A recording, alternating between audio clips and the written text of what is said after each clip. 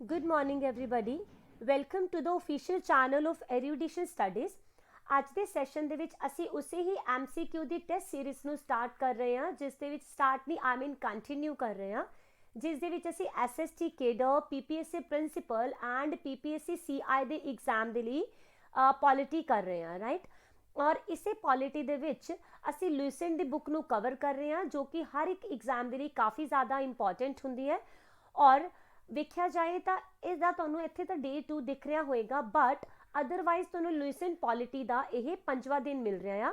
ਬਾਕੀ 4 ਦਿਨ ਦੀਆਂ ਜੋ ਕਲਾਸਿਸ ਹੈ ਆਈਲ ਪ੍ਰੋਵਾਈਡ ਦ ਲਿੰਕ ਇਨ ਦ ਡਿਸਕ੍ਰਿਪਸ਼ਨ ਬਾਕਸ ਬਿਲੋ, ਰਾਈਟ। ਔਰ ਤੁਸੀਂ ਉੱਥੇ ਜਾ ਕੇ ਚੈੱਕ ਆਊਟ ਕਰ ਸਕਦੇ ਹੋ। ਔਰ ਅਗਰ ਤੁਸੀਂ PCS ਜਾਂ ਫਿਰ UPSC ਦੀ ਤਿਆਰੀ ਕਰ ਰਹੇ ਹੋ ਔਰ ਤੁਸੀਂ ਡਿਟੇਲ ਦੇ ਵਿੱਚ ਓਬਵੀਅਸਲੀ ਤੁਹਾਨੂੰ ਕਰਨਾ ਪਏਗਾ ਹੈ ਨਾ ਪੋਲਿਟੀ ਨੂੰ, ਤਾਂ ਉਸ ਦੇ ਲਈ M ਲਕਸ਼ਮੀਕਾਂਤ ਦੇ ਜਿਹੜੇ ਲੈਕਚਰਸ ਹੈ ਇਹ ਤੁਹਾਨੂੰ 2 ਮਿਲ ਚੁੱਕੇ ਹੈ, ਜਿਸ ਦੇ ਵਿੱਚ ਅਸੀਂ ਡਿਟੇਲ ਦੇ ਵਿੱਚ M ਲਕਸ਼ਮੀਕਾਂਤ ਦੀ ਬੁੱਕ ਨੂੰ ਕਵਰ ਕਰ ਰਹੇ ਹਾਂ। ਤੁਸੀਂ ਉਹਨਾਂ ਨੂੰ ਵੀ ਚੈੱਕ ਆਊਟ ਕਰ ਸਕਦੇ ਹੋ, ਡਿਸਕ੍ਰਿਪਸ਼ਨ ਦੇ ਵਿੱਚ ਤੁਹਾਨੂੰ ਲਿੰਕ ਪ੍ਰੋਵਾਈਡ ਹੋ ਜਾਏਗਾ, ਓਕੇ। ਐਂਡ ਇਹ ਤਾਂ ਤੁਹਾਡੀ ਟੈਸਟ ਸੀਰੀਜ਼ ਹੈ। ਅਗਰ ਤੁਸੀਂ ਵਾਕਿਆ ਹੀ ਡਿਟੇਲ ਦੇ ਵਿੱਚ PPSC ਦੇ ਲਈ ਵੀ ਕਰਨਾ ਚਾਹੁੰਦੇ ਹੋ ਤਿਆਰੀ ਪੋਲਿਟੀ ਦੀ, ਤਾਂ ਤੁਸੀਂ ਵੀ ਫਿਰ ਉਹੀ ਵਾਲੇ 2 ਲੈਕਚਰਸ ਤੋਂ ਸਟਾਰਟ ਕਰ ਸਕਦੇ ਹੋ M ਲਕਸ਼ਮੀਕਾਂਤ ਦੀ ਬੁੱਕ ਨੂੰ, ਠੀਕ ਹੈ। ਔਰ ਮੈਂ ਉਹਨੂੰ ਬਹੁਤ ਹੀ ਜ਼ਿਆਦਾ ਈਜ਼ੀ ਲੈਂਗੁਏਜ ਦੇ ਵਿੱਚ ਕਰਵਾਇਆ ਹੋਇਆ ਆ, ਰਾਈਟ। ਐਂਡ ਪਲੀਜ਼ ਅੱਜ ਐਕਚੁਅਲੀ ਇੱਥੇ ਥੋੜਾ ਜਿਹਾ ਕੰਮ ਚੱਲ ਰਿਹਾ, ਇਸ ਲਈ ਤੁਹਾਨੂੰ ਹੋ ਸਕਦਾ ਪਿੱਛੇ ਕੁਝ ਸਾਊਂਡਸ ਆਣ, ਤਾਂ ਇਹਨੂੰ ਬੀਅਰ ਕਰ ਲੈਣਾ, ਓਕੇ। ਤਾਂ ਦੇਖਦੇ ਹਾਂ ਫਿਰ ਅੱਜ ਦੇ ਸੈਸ਼ਨ ਦੇ ਵਿੱਚ ਅਸੀਂ ਕੀ ਕਰਨ ਵਾਲੇ ਹਾਂ। ਅੱਜ ਅਸੀਂ ਵਾਈਸ ਪ੍ਰੈਸੀਡੈਂਟ ਆਫ ਇੰਡੀਆ ਦੇ ਨਾਲ ਰਿਲੇਟਿਡ ਜਿੰਨੇ MCQs ਬਣਦੇ ਆ ਉਹਨਾਂ ਨੂੰ ਡਿਸਕਸ ਕਰਾਂਗੇ। ਐਂਡ ਹਰ ਇੱਕ MCQ ਦੇ ਨਾਲ ਤੁਹਾਨੂੰ ਡਿਟੇਲ ਵੀ ਪ੍ਰੋਵਾਈਡ ਹੋ ਜਾਏਗੀ, ਜੋ ਕਿ ਤੁਹਾਡੇ ਪੇਪਰ ਦੇ ਲਈ ਇੰਪੋਰਟੈਂਟ ਹੋਊਗੀ, ਠੀਕ ਹੈ।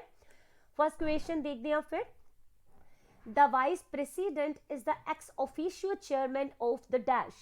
ਇੱਥੇ ਪੁੱਛਿਆ ਜਾ ਰਿਹਾ ਹੈ ਉਸ ਸਦਨ ਦਾ ਨਾਮ ਜਿਸ ਦੇ ਵਿੱਚ vice president as ex officio chairman work ਕਰਦੇ ਨੇ, ਇਹ ਹੋ ਜਾਏਗੀ ਰਾਜ ਸਭਾ, ਓਕੇ। ਔਰ ਦੇਖੋ ਰਾਜ ਸਭਾ ਜੋ ਹੈ ਇਹ ਤੁਹਾਨੂੰ ਪਤਾ ਹੋਣਾ ਆ ਕਿ ਸਾਡੇ ਦੇਸ਼ ਦੀ ਜਿਹੜੀ ਪਾਰਲੀਮੈਂਟ ਹੈ ਉਸ ਦੇ ਵਿੱਚ 2 ਸਦਨ ਹੁੰਦੇ ਨੇ, ਰਾਈਟ। ਵਨ ਇਜ਼ ਲੋਕ ਸਭਾ ਐਂਡ ਦਾ ਅਦਰ ਇਜ਼ ਰਾਜ ਸਭਾ, ਹੈ ਨਾ। ਤੇ ਜਿਹੜਾ ਲੋਕ ਸਭਾ ਹੁੰਦਾ ਆ ਇਹ ਸਾਡੇ ਸਦਨ ਦਾ ਲੋਅਰ ਹਾਊਸ ਹੁੰਦਾ ਹੈ, ਔਰ ਰਾਜ ਸਭਾ ਨੂੰ ਬੋਲਿਆ ਜਾਂਦਾ ਆ ਅਪਰ ਹਾਊਸ, ਓਕੇ। ਤੇ ਜਿਹੜਾ ਰਾਜ ਸਭਾ ਹੈਗਾ ਐਸੇ ਦੇ ਵਿੱਚ ਹੀ ਐਕਸ ਓਫੀਸ਼ੀਓ ਚੇਅਰਮੈਨ ਹੋਣਗੇ ਸਾਡੇ vice president. X officio chairman ਦਾ ਮਤਲਬ ਹੈ ਕਿ ਜੋ ਵੀ ਬੰਦਾ ਸਾਡੇ ਦੇਸ਼ ਦਾ ਵਾਈਸ ਪ੍ਰੈਸੀਡੈਂਟ ਹੋਏਗਾ ਉਹ ਹੀ ਪਰਸਨ ਰਾਜ ਸਭਾ ਦਾ ਆਟੋਮੈਟਿਕਲੀ ਜੋ ਹੈ ਕੀ ਬਣ ਜਾਏਗਾ ਚੇਅਰਮੈਨ, ਓਕੇ। ਐਂਡ ਜੋ ਰਾਜ ਸਭਾ ਹੈ ਇਸ ਦਾ ਤੁਹਾਨੂੰ ਉਲੇਖ ਮਿਲੇਗਾ ਸਾਡੇ ਕਨਸਟੀਟਿਊਸ਼ਨ ਦੇ ਆਰਟੀਕਲ 80 ਦੇ ਵਿੱਚ।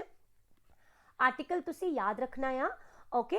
ਆਫਟਰ ਦੈਟ ਇਸੇ ਨੂੰ ਹੀ ਹਾਊਸ ਆਫ ਐਲਡਰਸ ਵੀ ਬੋਲ ਦਿੰਦੇ ਨੇ, ਓਕੇ ਓਕੇ। ਇਸ ਤੋਂ ਬਾਅਦ ਦੇਖੋ ਐਟ ਪ੍ਰੈਜ਼ੈਂਟ ਅਗਰ ਤੁਹਾਡੇ ਕੋਲ ਪੁੱਛਿਆ ਜਾਂਦਾ ਹੈ ਕਿ ਰਾਜ ਸਭਾ ਦਾ ਐਕਸ ਓਫੀਸ਼ੀਅਲ ਚੇਅਰਮੈਨ ਕੌਣ ਹੈ, ਤਾਂ 11th of August 2017 ਤੋਂ ਹੀ ਜਿਹੜੇ ਸਾਡੇ ਦੇਸ਼ ਦੇ ਵਾਈਸ ਪ੍ਰੈਸੀਡੈਂਟ ਹੈ ਉਹ ਹੈਗੇ ਆ M ਵੈਂਕਈਆ ਨਾਇਡੂ, ਰਾਈਟ। ਔਰ ਇਹੀ ਇਸ ਪੋਸਟ ਦੇ ਉੱਪਰ ਸਰਵ ਕਰ ਰਹੇ ਨੇ। ਐਂਡ ਸ਼੍ਰੀ ਨਾਇਡੂ ਜੋ ਹੈਗੇ ਨੇ ਹੁਣ ਇਹ ਫਿਰ ਵਾਈਸ ਪ੍ਰੈਸੀਡੈਂਟ ਵੀ ਹੋ ਜਾਣਗੇ ਤੇ ਰਾਜ ਸਭਾ ਦੇ ਚੇਅਰਮੈਨ ਵੀ ਹੋ ਜਾਣਗੇ, ਓਕੇ। ਰਾਜ ਸਭਾ ਦੀ ਗੱਲ ਕਰੀਏ ਤਾਂ ਇਹ ਪਾਰਲੀਮੈਂਟ ਦਾ ਪਰਮਾਨੈਂਟ ਸਦਨ ਹੁੰਦਾ ਹੈ। ਪਰਮਾਨੈਂਟ ਦਾ ਮਤਲਬ ਹੈ ਕਿ ਕਦੀ ਵੀ ਇਹ ਪੂਰੀ ਤਰ੍ਹਾਂ ਖਤਮ ਨਹੀਂ ਹੁੰਦਾ, 100% ਡਿਸੋਲਵ ਨਹੀਂ ਹੁੰਦਾ, ਓਕੇ। ਤਾਂ ਇੱਥੇ ਇੱਕ ਕੁਐਸਚਨ ਬੰਦਾ ਹੁੰਦਾ ਹੈ ਤਾਂ ਯਾਦ ਰੱਖਣਾ ਹੈ ਕਿ ਹਰ 2 ਸਾਲ ਤੋਂ ਬਾਅਦ ਰਾਜ ਸਭਾ ਦੇ 1/3 ਮੈਂਬਰਸ ਜਿਹੜੇ ਹੁੰਦੇ ਨੇ ਉਹ ਰਿਟਾਇਰ ਹੋ ਜਾਂਦੇ ਆ, ਓਕੇ। ਔਰ ਇਹਨਾਂ ਦੀ ਜਗ੍ਹਾ ਦੇ ਉੱਪਰ ਅਗੇਨ ਨਿਊ 1/3 ਮੈਂਬਰਸ ਨੂੰ ਹੀ ਅਪਾਇੰਟ ਕਰ ਲਿਆ ਜਾਂਦਾ, ਓਕੇ। ਤੇ ਜੇਕਰ ਪੁੱਛਿਆ ਜਾਂਦਾ ਹੈ ਕਿ ਰਾਜ ਸਭਾ ਦੇ ਵਿੱਚ ਮੈਕਸਿਮਮ ਕਿੰਨੇ ਮੈਂਬਰਸ ਹੋ ਸਕਦੇ ਹੈ, ਤਾਂ ਤੁਹਾਡਾ ਆਨਸਰ ਹੋਏਗਾ 250। ਬਟ ਇੱਥੇ ਇੱਕ ਹੋਰ ਕੁਐਸਚਨ ਅਲੱਗ ਤੋਂ ਬਣਦਾ ਹੈ ਕਿ ਐਟ ਪ੍ਰੈਜ਼ੈਂਟ ਇਸ ਦੇ ਵਿੱਚ ਕਿੰਨੇ ਮੈਕਸਿਮਮ ਮੈਂਬਰ ਹੈਗੇ ਆ, ਠੀਕ ਹੈ। ਤਾਂ ਤੁਸੀਂ ਯਾਦ ਰੱਖੋਗੇ 245। ਇਹਨਾਂ 245 ਦੇ ਵਿੱਚੋਂ 233 ਤਾਂ ਹੁੰਦੇ ਨੇ ਜਿਹੜੇ ਕਿ ਇਲੈਕਟਡ ਮੈਂਬਰਸ ਹੁੰਦੇ ਆ, ਐਂਡ ਜਿਹੜੇ ਬਾਕੀ 12 ਹੁੰਦੇ ਨੇ ਇਹ ਪ੍ਰੈਸੀਡੈਂਟ ਵੱਲੋਂ ਨੋਮੀਨੇਟ ਕੀਤੇ ਜਾਂਦੇ ਆ, ਠੀਕ ਹੈ। ਔਰ ਇਹਨਾਂ ਨੂੰ ਨੋਮੀਨੇਟ ਕੀਤਾ ਜਾਂਦਾ ਆ ਆਰਟ ਦੇ ਫੀਲਡ ਦੇ ਵਿੱਚੋਂ, ਸੋਸ਼ਲ ਸਰਵਿਸ ਦੇ ਫੀਲਡ ਦੇ ਵਿੱਚੋਂ, ਰਾਈਟਿੰਗ ਦੇ ਫੀਲਡ ਦੇ ਵਿੱਚੋਂ, ਐਕਟਿੰਗ ਦੇ ਫੀਲਡ ਵਿੱਚੋਂ, ਠੀਕ ਹੈ। ਕਹਿਣ ਦਾ ਮਤਲਬ ਅਲੱਗ-ਅਲੱਗ ਫੀਲਡ ਦੇ ਵਿੱਚ ਜੋ ਵੀ ਪਰਸਨ ਕੁਝ ਐਕਸਟਰਾ ਆਰਡੀਨਰੀ ਕੰਮ ਕਰਦੇ ਆ, ਦੇਸ਼ ਦਾ ਨਾਮ ਕਰਦੇ ਆ, ਉਹਨਾਂ ਦੇ ਵਿੱਚੋਂ ਹੀ ਇਹਨਾਂ ਨੂੰ ਨੋਮੀਨੇਟ ਕਰ ਲਿਆ ਜਾਂਦਾ ਆ, ਠੀਕ ਹੈ। All right. ਤੇ ਜੇ ਤੁਹਾਡੇ ਕੋਲ ਪੁੱਛਿਆ ਜਾਏ ਕਿ ਸਾਡੇ ਦੇਸ਼ ਦੇ ਵਿੱਚ ਸੀਟਸ ਦੇ ਅਕੋਰਡਿੰਗ ਦੇਖੀਏ ਤਾਂ ਵਾਈਸ ਪ੍ਰੈਸੀਡੈਂਟ ਦਾ ਕਿੰਨਵਾਂ ਨੰਬਰ ਆਉਂਦਾ ਹੈ, ਤਾਂ ਅਸੀਂ ਲਾਸਟ ਹੀ ਵੀਡੀਓ ਦੇ ਵਿੱਚ ਡਿਸਕਸ ਕੀਤਾ ਸੀ ਕਿ ਜਿਹੜੇ ਪ੍ਰੈਸੀਡੈਂਟ ਹੁੰਦੇ ਆ ਇਹ ਸਾਡੇ ਦੇਸ਼ ਦੇ ਫਸਟ ਪਰਸਨ ਹੁੰਦੇ ਨੇ, ਠੀਕ ਹੈ।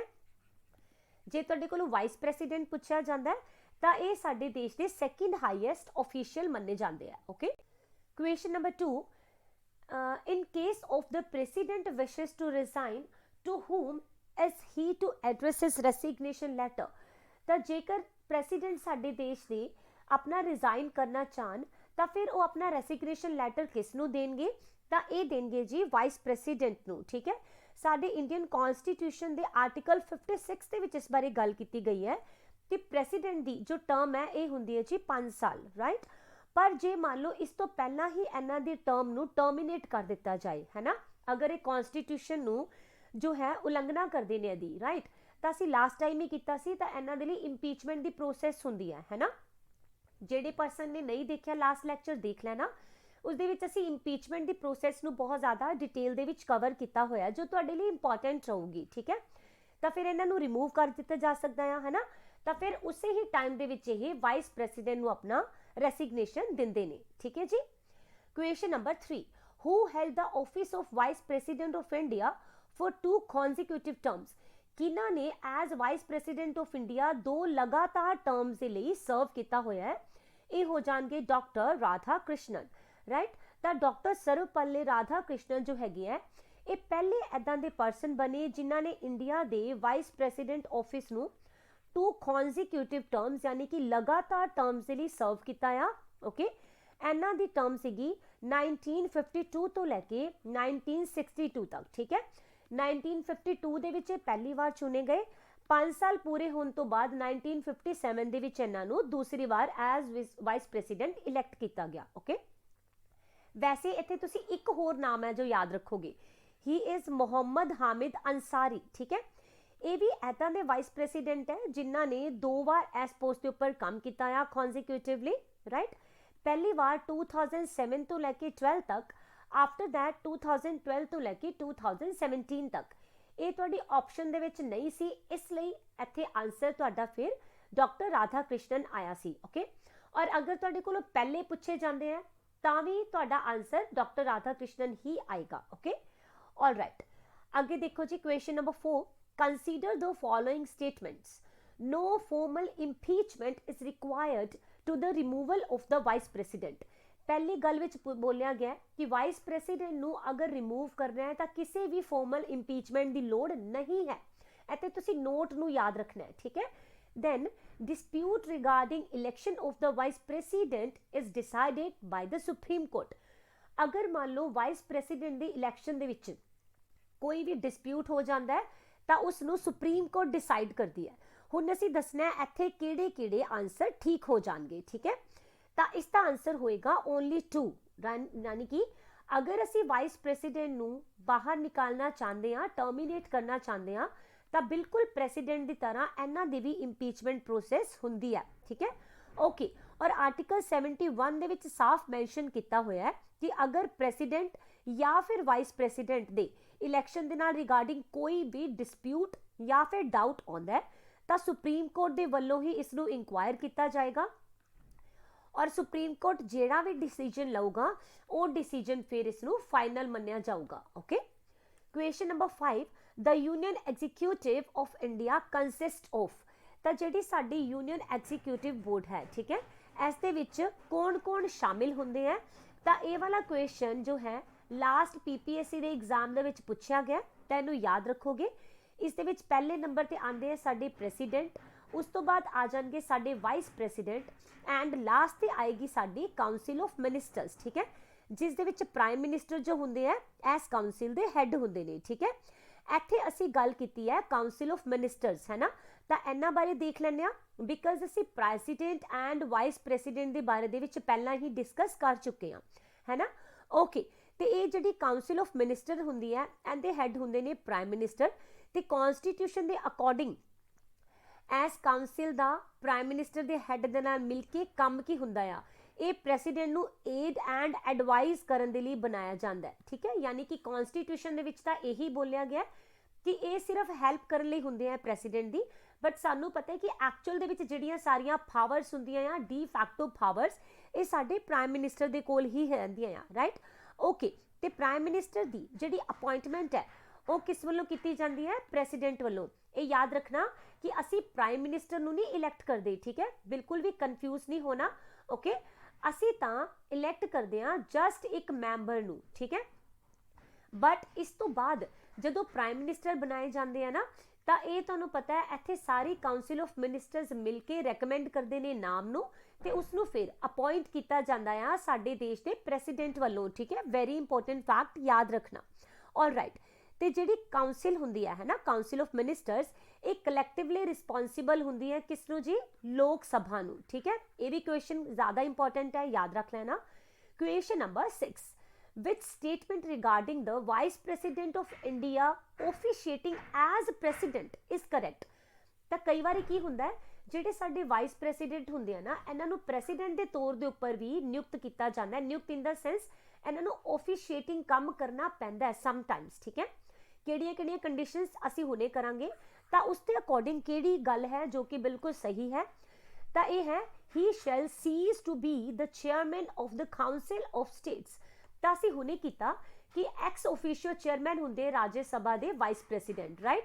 ਪਰ ਜਿੱਦਾਂ ਹੀ ਉਹ ਐਜ਼ ਪ੍ਰੈਸੀਡੈਂਟ ਉਹਨੂੰ ਆਫੀਸ਼ੀਏਟ ਕਰਨਾ ਸਟਾਰਟ ਕਰਦੇ ਆ ਚੇਅਰ ਨੂੰ, ਉਸ ਤੋਂ ਬਾਅਦ ਫਿਰ ਉਹ ਰਾਜ ਸਭਾ ਦੇ ਚੇਅਰਮੈਨ ਦੇ ਤੌਰ ਦੇ ਉੱਪਰ ਕੰਮ ਨਹੀਂ ਕਰ ਸਕਦੇ, ਠੀਕ ਹੈ। ਮੀਨ ਹੁੰਦਾ ਕੀ ਹੈ, ਸਾਡੇ ਦੇਸ਼ ਦੇ ਵਿੱਚ ਮੰਨ ਲਓ ਸਾਡੇ ਪ੍ਰੈਸੀਡੈਂਟ ਦੀ ਪੋਸਟ ਖਾਲੀ ਹੋ ਗਈ, ਠੀਕ ਹੈ, ਤਾਂ ਉਸ ਤੋਂ ਬਾਅਦ ਜਿਹੜੇ ਵਾਈਸ ਪ੍ਰੈਸੀਡੈਂਟ ਹੈ ਉਹਨਾਂ ਨੂੰ ਹੀ ਫਿਰ ਐਜ਼ ਪ੍ਰੈਸੀਡੈਂਟ ਨਿਯੁਕਤ ਕਰ ਲਿਆ ਜਾਂਦਾ ਆ, ਠੀਕ ਹੈ।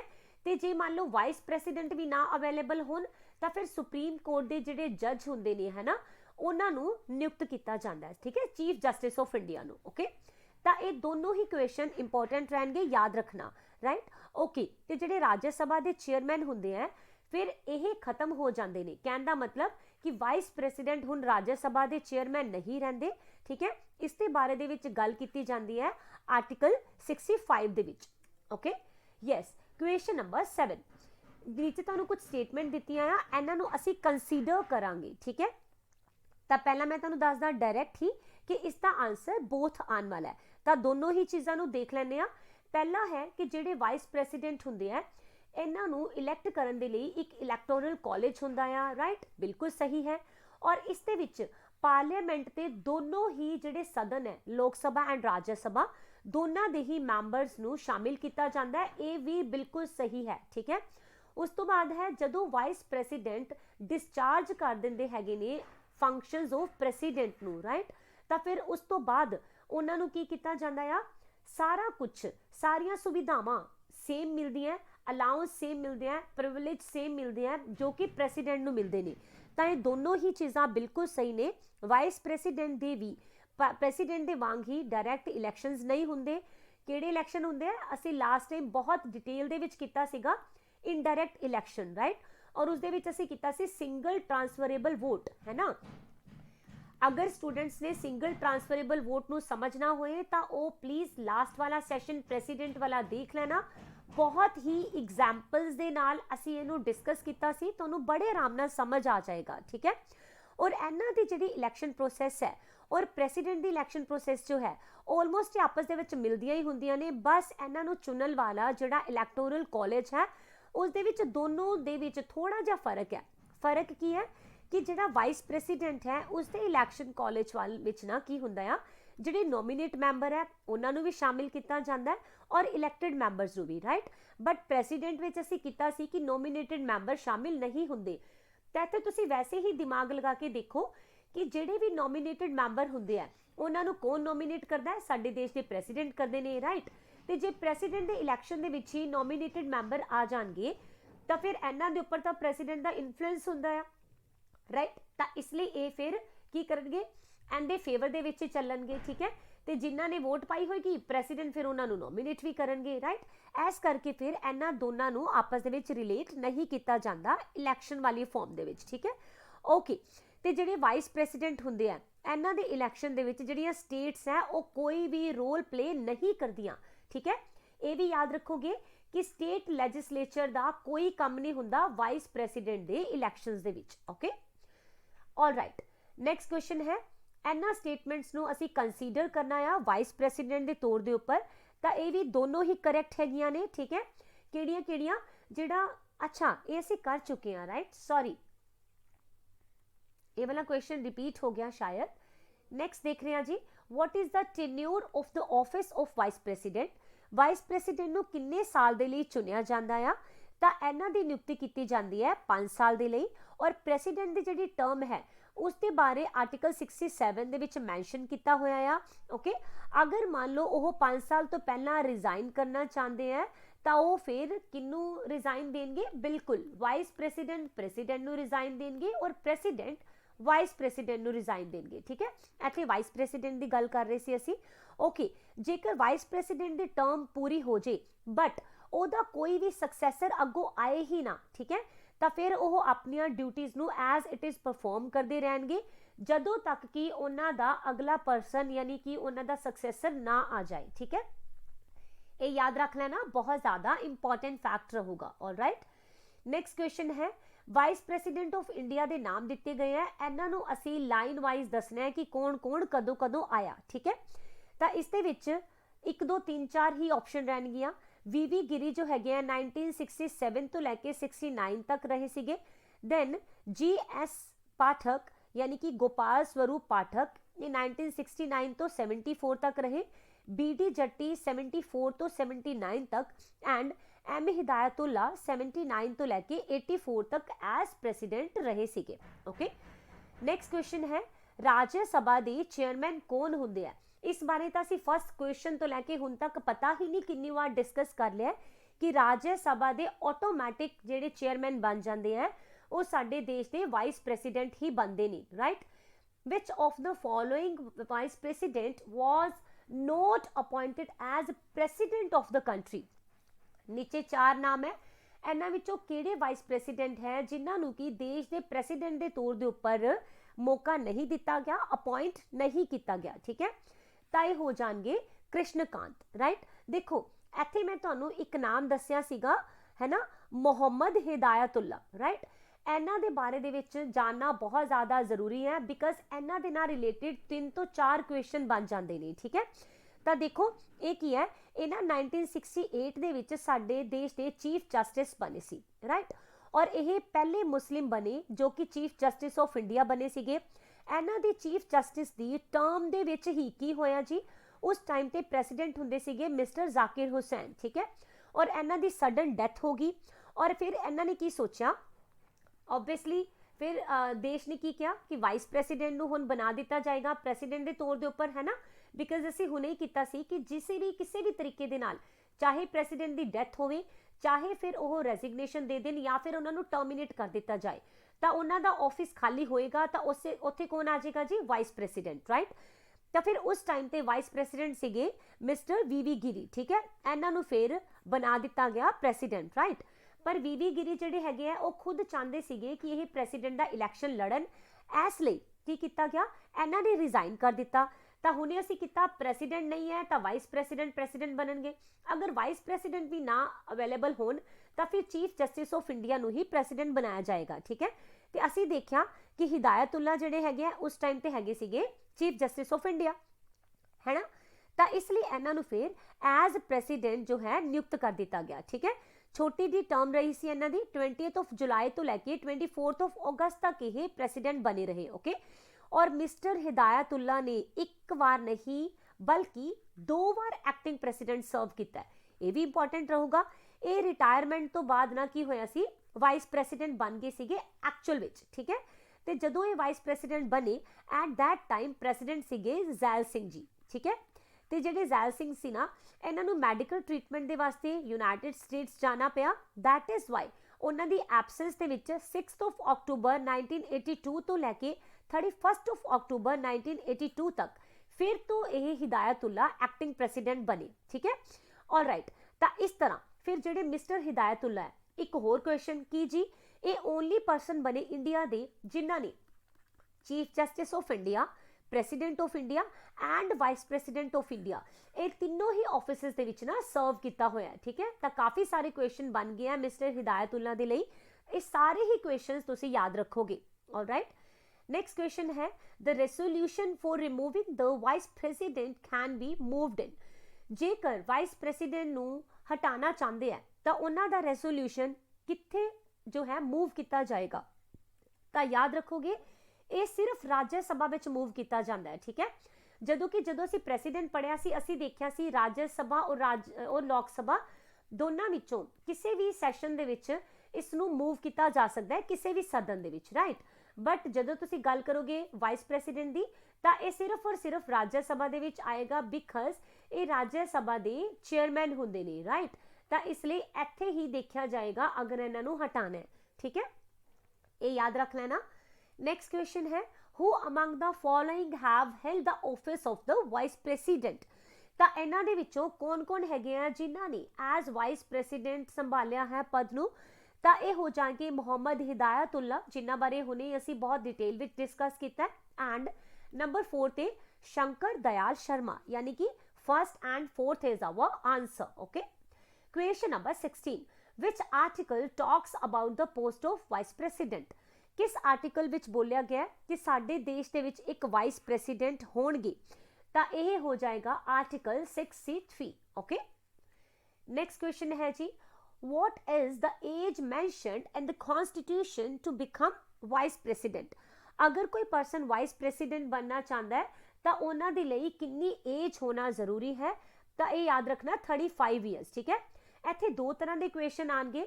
ਅਗਰ ਤੁਹਾਡੇ ਕੋਲ ਵਾਈਸ ਪ੍ਰੈਸੀਡੈਂਟ ਬਣਨ ਦੇ ਲਈ ਮਿਨੀਮਮ ਏਜ ਪੁੱਛੀ ਜਾਏਗੀ ਤਾਂ ਤੁਹਾਡਾ ਡਾਇਰੈਕਟ ਆਨਸਰ ਰਹੇਗਾ 35 ਇਅਰ, ਓਕੇ। ਬਟ ਅਗਰ ਤੁਹਾਡੇ ਕੋਲੋਂ ਮੈਕਸਿਮਮ ਏਜ ਪੁੱਛੀ ਜਾਂਦੀ ਹੈ ਤਾਂ ਇਟ ਇਜ਼ ਨੋਟ ਮੈਂਸ਼ਨਡ, ਠੀਕ ਹੈ। ਮੈਕਸਿਮਮ ਏਜ ਦਾ ਕੋਈ ਵੀ ਪ੍ਰਾਵਧਾਨ ਨਹੀਂ ਹੈ, ਇਹ ਯਾਦ ਰੱਖਣਾ, ਠੀਕ ਹੈ। ऑल राइट, ਇਹਦੇ ਨਾਲ ਦੋ ਤਿੰਨ ਹੋਰ ਜ਼ਰੂਰੀ ਸ਼ਰਤਾਂ ਇਹ ਵੀ ਯਾਦ ਰੱਖ ਲੈਣਾ ਕਿ ਜਿਹੜੇ ਵਾਈਸ ਪ੍ਰੈਸੀਡੈਂਟ ਹੁੰਦੇ ਆ ਇਹ ਇੰਡੀਆ ਦੇ ਸਿਟੀਜ਼ਨ ਹੋਣੇ ਚਾਹੀਦੇ ਨੇ, ਜਿੱਦਾਂ ਕਿ ਬਾਕੀ ਪਦਵੀਆਂ ਦੇ ਲਈ ਵੀ ਬੋਲਿਆ ਜਾਂਦਾ ਆ, ਓਕੇ। ਬਟ ਹੋਰ ਇੰਪੋਰਟੈਂਟ ਕੀ ਹੈ ਕਿ ਨਾ ਵਾਈਸ ਪ੍ਰੈਸੀਡੈਂਟ ਕਿਸੇ ਵੀ ਸਦਨ ਦੇ ਮੈਂਬਰ ਨਹੀਂ ਹੋਣੇ ਚਾਹੀਦੇ। ਇਸ ਬਾਰੇ ਅਸੀਂ ਅੱਗੇ ਡਿਸਕਸ ਕਰਨ ਵਾਲੇ ਹਾਂ, ਠੀਕ ਹੈ। ਬਟ ਇੱਥੇ ਇੱਕ ਚੀਜ਼ ਯਾਦ ਰੱਖਣੀ ਹੈ ਕਿ ਜੋ ਵੀ ਸ਼ਰਤਾਂ ਰਾਜ ਸਭਾ ਦਾ ਮੈਂਬਰ ਬਣਨ ਦੇ ਲਈ ਜ਼ਰੂਰੀ ਹੁੰਦੀਆਂ, ਠੀਕ ਹੈ, ਉਹ ਸਾਰੀਆਂ ਦੀਆਂ ਸਾਰੀਆਂ ਸ਼ਰਤਾਂ ਹੀ ਵਾਈਸ ਪ੍ਰੈਸੀਡੈਂਟ ਜਿਹੜੇ ਹੈਗੇ ਨੇ ਨਾ ਇਹ ਪੂਰੀਆਂ ਕਰਦੇ ਹੋਣ। ਯਾਨੀ ਰਾਜ ਸਭਾ ਦੇ ਮੈਂਬਰ ਨਾ ਹੋਣ ਬਟ ਉਹ ਮੈਂਬਰ ਬਣਨ ਦੇ ਲਈ ਜਿੰਨੀਆਂ ਵੀ ਕੁਆਲੀਫਿਕੇਸ਼ਨਸ ਚਾਹੀਦੀਆਂ ਉਹ ਸਾਰੀਆਂ ਇੱਕ ਵਾਈਸ ਪ੍ਰੈਸੀਡੈਂਟ ਕੋਲ ਹੋਣੀਆਂ ਚਾਹੀਦੀਆਂ, ਠੀਕ ਹੈ। ਔਰ ਲਾਸਟ ਚੀਜ਼ ਕਿ ਇਹਨਾਂ ਦੇ ਕੋਲ ਕੋਈ ਵੀ ਆਫਿਸ ਆਫ ਪ੍ਰੋਫਿਟ ਨਾ ਹੋਵੇ, ਆਪਣਾ ਕੋਈ ਵੀ ਇਹ ਬਿਜ਼ਨਸ ਨਾ ਕਰਦੇ ਹੋਣ, ਠੀਕ ਹੈ। ਅਲੱਗ ਤੋਂ ਕਮਾਈ ਦਾ ਕੋਈ ਸਾਧਨ ਨਹੀਂ ਹੋਣਾ ਚਾਹੀਦਾ। ਨੈਕਸਟ ਕੁਐਸਚਨ ਹੈ ਜੀ, to become vice president a person should be a member of the. ਤਾਂ ਇੱਥੇ ਪੁੱਛਿਆ ਜਾ ਰਿਹਾ ਹੈ ਕਿ ਵਾਈਸ ਪ੍ਰੈਸੀਡੈਂਟ ਬਣਨ ਦੇ ਲਈ ਇੱਕ ਪਰਸਨ ਕਿੱਥੇ ਦਾ ਮੈਂਬਰ ਹੋਣਾ ਚਾਹੀਦਾ ਹੈ? ਤਾਂ ਮੈਂ ਤੁਹਾਨੂੰ ਹੁਣੇ ਹੀ ਬੋਲਿਆ, ਨਾ ਤਾਂ ਇਹ ਲੋਕ ਸਭਾ ਦੇ ਮੈਂਬਰ ਹੋਣ ਤੇ ਨਾ ਹੀ ਇਹ ਰਾਜ ਸਭਾ ਦੇ ਮੈਂਬਰ ਹੋਣ, ਠੀਕ ਹੈ। ਇਹ ਬਹੁਤ ਹੀ ਜ਼ਿਆਦਾ ਇੰਪੋਰਟੈਂਟ ਹੈ, ਮੈਂਬਰ ਨਹੀਂ ਹੋਣੇ ਚਾਹੀਦੇ but Raj Sabha the member ਬਣਨ ਦੀਆਂ ਸਾਰੀਆਂ ਕੁਆਲੀਫਿਕੇਸ਼ਨਸ ਨੂੰ ਇਹ ਫਿਲ ਕਰਦੇ ਹੋਣ, ਠੀਕ ਹੈ, ਓਕੇ। ਤੇ ਜੇਕਰ ਮੰਨ ਲਓ ਐਦਾਂ ਹੋਏ ਮੈਮ ਕਿ ਵਾਈਸ ਪ੍ਰੈਸੀਡੈਂਟ ਬਣਨ ਵੇਲੇ ਉਹ ਕਿਸੇ ਨਾ ਕਿਸੇ ਸਦਨ ਦੇ ਮੈਂਬਰ ਹੋਣ, ਫਿਰ ਕੀ ਹੋਊਗਾ? ਫਿਰ ਜਦੋਂ ਇਹਨਾਂ ਨੇ ਆਪਣਾ ਆਫਿਸ ਐਜ਼ ਵਾਈਸ ਪ੍ਰੈਸੀਡੈਂਟ ਸੰਭਾਲਣਾ ਨਾ, ਉਸ ਤੋਂ ਪਹਿਲਾਂ ਇਹਨਾਂ ਨੂੰ ਉਸ ਸਦਨ ਦੀ ਸੀਟ ਤੋਂ ਰਿਜ਼ਾਈਨ ਕਰਨਾ ਪਏਗਾ, ਠੀਕ ਹੈ। ਆਲ ਰਾਈਟ, ਇੱਥੇ ਇੱਕ ਚੀਜ਼ ਨੋਟ ਕਰਨ ਵਾਲੀ ਹੈ ਕਿ ਉਹਨਾਂ ਦੇ ਕੋਲੋਂ ਕੁਆਲੀਫਿਕੇਸ਼ਨ ਹੋਣੀ ਚਾਹੀਦੀ ਹੈ ਰਾਜ ਸਭਾ ਦਾ ਮੈਂਬਰ ਬਣਨ ਲਈ। ਇਹ ਮੈਂ ਤੁਹਾਨੂੰ 3-4 ਵਾਰੀ ਇਸ ਵਾਰੀ ਦੱਸਿਆ ਆ ਬਿਕਾਜ਼ ਤੁਹਾਨੂੰ ਅੱਛੀ ਤਰ੍ਹਾਂ ਯਾਦ ਹੋ ਜਾਏ। ਇਹ ਵਾਲਾ ਕੁਐਸਚਨਸ ਬਹੁਤ ਜ਼ਿਆਦਾ ਟ੍ਰਿਕੀ ਹੈ ਔਰ ਪੁੱਛਿਆ ਵੀ ਜਾਂਦਾ ਹੈ, ਠੀਕ ਹੈ। 19th question, who perform the duties of the vice president when a vacancy occur in the office of vice president before the expiry of his term?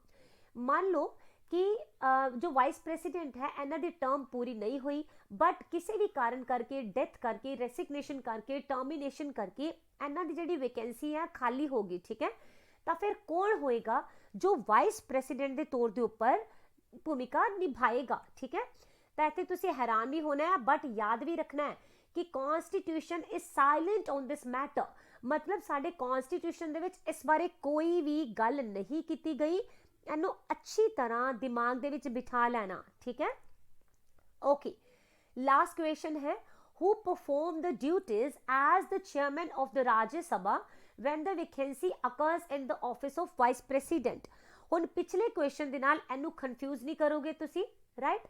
ਦੇਖੋ ਅਗਰ ਵਾਈਸ ਪ੍ਰੈਸੀਡੈਂਟ ਦਾ ਆਫਿਸ ਖਤਮ ਹੋ ਗਿਆ ਤਾਂ ਸਾਨੂੰ ਇਹ ਨਹੀਂ ਦੱਸਿਆ ਕਨਸਟੀਟਿਊਸ਼ਨ ਨੇ ਕਿ ਵਾਈਸ ਪ੍ਰੈਸੀਡੈਂਟ ਦੇ ਤੌਰ ਦੇ ਉੱਪਰ ਕੌਣ ਕੰਮ ਕਰੇਗਾ, ਬਟ ਇੱਥੇ ਪੁੱਛਿਆ ਜਾ ਰਿਹਾ ਕਿ ਰਾਜ ਸਭਾ ਦੇ ਚੇਅਰਪਰਸਨ ਦੇ ਤੌਰ ਦੇ ਉੱਪਰ ਕੌਣ ਕੰਮ ਕਰੇਗਾ, ਤਾਂ ਇਹ ਸਾਨੂੰ ਜ਼ਰੂਰ ਦੱਸਿਆ ਗਿਆ। ਠੀਕ ਹੈ, ਇਹ ਹੋ ਜਾਣਗੇ ਡਿਪਟੀ ਚੇਅਰਮੈਨ ਆਫ ਦ ਰਾਜ ਸਭਾ। ਠੀਕ ਹੈ, ਤਾਂ ਕਨਸਟੀਟਿਊਸ਼ਨ ਦੇ ਵਿੱਚ ਤੁਹਾਨੂੰ ਪਤਾ ਹੈ ਕਿ ਅਸੀਂ ਕੀਤਾ ਪ੍ਰੈਸੀਡੈਂਟ ਦੀਆਂ ਡਿਊਟੀਜ਼ ਪਰਫਾਰਮ ਕਰਨ ਦੇ ਬਾਰੇ ਦੇ ਵਿੱਚ ਬਿਲਕੁਲ ਗੱਲ ਹੋਈ ਹੈ, ਪਰ ਵਾਈਸ ਪ੍ਰੈਸੀਡੈਂਟ ਦੇ ਲਈ ਗੱਲ ਨਹੀਂ ਹੋਈ ਹੈ। ਬਟ ਜੇਕਰ ਚੇਅਰਪਰਸਨ ਪੁੱਛੇ ਜਾਣਗੇ ਤਾਂ ਉਹਨਾਂ ਦੇ ਲਈ ਯਾਦ ਰੱਖਣਾ ਹੈ ਕਿ ਵਾਈਸ ਪ੍ਰੈਸੀਡੈਂਟ ਰਹਿਣਗੇ। ਠੀਕ ਹੈ, ਸੌਰੀ ਡਿਪਟੀ ਚੇਅਰਮੈਨ ਰਹਿਣਗੇ। ਠੀਕ ਹੈ, ਅਗਰ ਉਹ ਅਵੇਲੇਬਲ ਨਾ ਹੋਣ ਤਾਂ ਪ੍ਰੈਸੀਡੈਂਟ ਆਥੋਰਾਈਜ਼ ਕਰਨਗੇ ਕਿਸੇ ਵੀ ਰਾਜ ਸਭਾ ਦੇ ਮੈਂਬਰ ਨੂੰ, ਤੇ ਫਿਰ ਉਹ ਪਰਫਾਰਮ ਕਰ ਪਾਏਗਾ as chairperson of Rajya Sabha. Okay, ਹਾਂਜੀ, ਇਕੁਏਸ਼ਨ ਹੋਰ ਵੀ ਹੈ, how much salary salary a vice person gets. ਤਾਂ ਸਾਡੇ ਦੇਸ਼ ਦੇ ਜਿਹੜੇ ਵਾਈਸ ਪਰਸਨ ਹੈ, ਸੌਰੀ ਇਕੁਏਸ਼ਨ ਇੱਥੇ ਹੋਰ ਹੈ, how much salary a vice president gets. ਤਾਂ ਸਾਡੇ ਦੇਸ਼ ਦੇ ਵਾਈਸ ਪ੍ਰੈਸੀਡੈਂਟ ਜੋ ਹੈਗੇ ਨੇ ਇਹ ਕਿੰਨੀ ਸੈਲਰੀ ਲੈਂਦੇ ਹੈ, ਇਸ ਦਾ ਆਂਸਰ ਹੋ ਜਾਏਗਾ ਨਨ ਆਫ ਦ ਅਬਵ। ਠੀਕ ਹੈ, ਇਹ ਕਿਉਂ ਜੀ? ਦੇਖੋ ਇਹ ਵੀ ਥੋੜਾ ਜਿਹਾ ਅੱਛੀ ਤਰ੍ਹਾਂ ਯਾਦ ਰੱਖ ਲੈਣਾ ਕਿ ਨਾ ਇੱਕ ਵਾਈਸ ਪ੍ਰੈਸੀਡੈਂਟ ਨੂੰ ਵਾਈਸ ਪ੍ਰੈਸੀਡੈਂਟ ਦਾ ਰੋਲ ਪਰਫਾਰਮ ਕਰਨ ਦੇ ਲਈ ਕੋਈ ਵੀ ਸੈਲਰੀ ਨਹੀਂ ਦਿੱਤੀ ਜਾਂਦੀ, ਫ੍ਰੀ ਆਫ ਕੋਸਟ ਕਰਦੇ ਆ ਕੰਮ ਵਾਈਸ ਪ੍ਰੈਸੀਡੈਂਟ ਦਾ। ਠੀਕ ਹੈ, ਜਿਹੜੀ ਵੀ ਸੈਲਰੀ ਉਸ ਪਾਰਟਿਕੂਲਰ ਪਰਸਨ ਨੂੰ ਦਿੱਤੀ ਜਾਂਦੀ ਹੈ ਨਾ, ਇਹ ਉਹਨਾਂ ਡਿਊਟੀਜ਼ ਦੇ ਲਈ ਦਿੱਤੀ ਜਾਏਗੀ ਜੋ ਕਿ ਉਹ ਰਾਜ ਸਭਾ ਦਾ ਚੇਅਰਮੈਨ ਹੋਣ ਦੇ ਨਾਤੇ ਪੂਰੀਆਂ ਕਰਦੇ ਨੇ। ਠੀਕ ਹੈ, ਇਸ ਲਈ ਇਹਨਾਂ ਨੂੰ ਕਿੰਨੀ ਸੈਲਰੀ ਮਿਲਦੀ ਹੈ? 1.25 ਲੱਖ। ਓਕੇ, ਬਟ ਜਦੋਂ ਇਹ ਐਜ਼ ਅ ਪ੍ਰੈਸੀਡੈਂਟ ਯਾਨੀ ਕਿ ਆਫੀਸ਼ੀਏਟਿੰਗ ਪ੍ਰੈਸੀਡੈਂਟ ਕੰਮ ਕਰਦੇ ਹੈ ਤਾਂ ਉਦੋਂ ਇਹਨਾਂ ਨੂੰ ਉਹ ਸਾਰੇ ਦੇ ਸਾਰੇ ਅਲਾਊਂਸ ਮਿਲਦੇ ਹੈ ਜੋ ਕਿ ਇੱਕ ਪ੍ਰੈਸੀਡੈਂਟ ਨੂੰ ਮਿਲਦੇ ਨੇ। ਠੀਕ ਹੈ, ਸਾਰੇ ਕੁਐਸਚਨ ਆਈ ਹੋਪ ਸਮਝ ਆ ਗਏ ਹੋਣੇ ਆ। ਠੀਕ ਹੈ, ਤਾਂ ਫਿਰ ਅਸੀਂ ਹੁਣ ਕੱਲ ਮਿਲਾਂਗੇ ਨੈਕਸਟ ਸੈਸ਼ਨ ਦੇ ਵਿੱਚ। ਨਹੀਂ ਅੱਜ ਹੀ ਮਿਲਾਂਗੇ। ਠੀਕ ਹੈ, ਕਿਉਂਕਿ ਅੱਜ ਸਾਡਾ ਇੱਕ ਸੈਸ਼ਨ ਰਹਿੰਦਾ ਆ, ਰਾਈਟ, ਕਿਹੜੇ ਵਾਲਾ, ਜਿਸ ਦੇ ਵਿੱਚ ਅਸੀਂ ਡੇਲੀ ਦੇ ਕਰੰਟ ਅਫੇਅਰਸ ਨੂੰ ਕਵਰ ਕਰਦੇ ਹਾਂ, ਹੈ ਨਾ। And I do have some urgent work today in the like day time, so ਅੱਜ ਜਿਹੜਾ ਤੁਹਾਨੂੰ ਕਰੰਟ ਅਫੇਅਰ ਦਾ ਸੈਸ਼ਨ ਹੈ ਮਿਲੇਗਾ ਅੱਜ ਹੀ, ਬਟ ਅੱਜ ਥੋੜਾ ਲੇਟ ਹੋ ਜਾਏਗਾ। ਓਕੇ, ਮਿਲਦੇ ਹਾਂ ਫਿਰ ਅਸੀਂ ਨੈਕਸਟ ਸੈਸ਼ਨ ਦੇ ਵਿੱਚ। Thank you so much, keep studying, have a nice time, bye bye.